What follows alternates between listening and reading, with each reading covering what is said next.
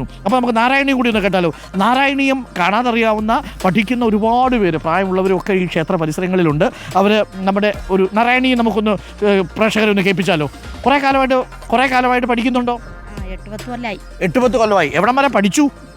100 ദശകം ഏകദേശം. 100 ദശകം എത്തി അല്ലേ? അപ്പോൾ നമുക്കൊന്ന് കേട്ടാലോ. ശരി. അപ്പം ഇവിടെ അടുത്ത് വാഴയങ്കട ഇന്നലെ ഉണ്ടായിരുന്നു. അത് വായിച്ചു. ഒരു പ്രോത്സാഹനം തെറ്റുമുണ്ട് വെച്ച് തെറ്റു ഒക്കെ കിട്ടി. ഓണപ്പട കിട്ടി.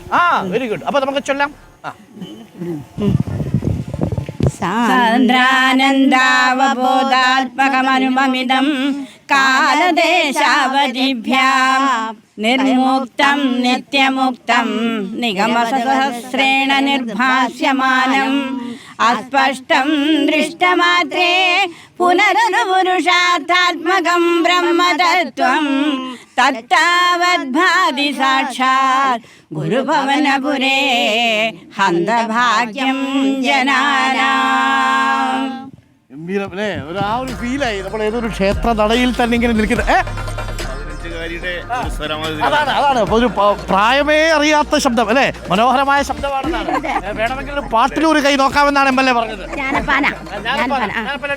കൃഷ്ണ കൃഷ്ണ മോകുന്ദ ജനാർദ്ദന കൃഷ്ണ ഗോവിന്ദ നാരായണ ഹരേ അച്യുതാനന്ദ ഗോവിന്ദ മാധവ സച്ചിദാനന്ദ നാരായണ ഹരേ.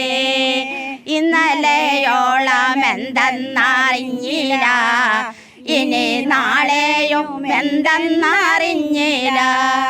കണ്ടു കരിക്കും ജനങ്ങളെ, കണ്ടില്ലെന്നോ നാടിക്കുന്നതും ഭവാൻ. മാളിക മുകളേറിയ മന്നന്റെ തോളിൽ മാറാപ്പു കേറ്റുന്നതും ഭവാൻ. ഓക്കേ. നിലമ്പൂർ ഇലക്ഷൻ കൂടി വന്നപ്പോൾ എനിക്ക് പാട്ട് കേട്ടപ്പോൾ നിലമ്പൂരിനെ കുറിച്ച് ഓർമ്മ വന്നത്.